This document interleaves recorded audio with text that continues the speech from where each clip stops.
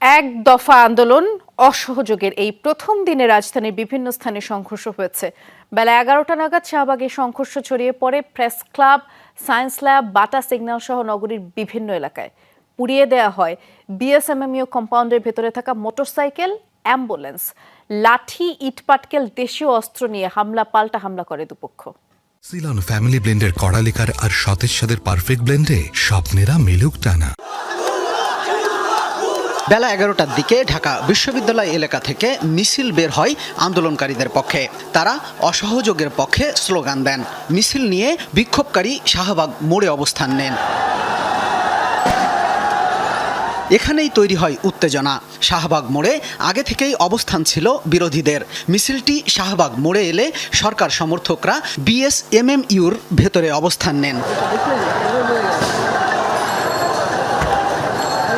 ভেতর বাইরে দুপক্ষ স্লোগান দিতে থাকলে তৈরি হয় উত্তেজনা।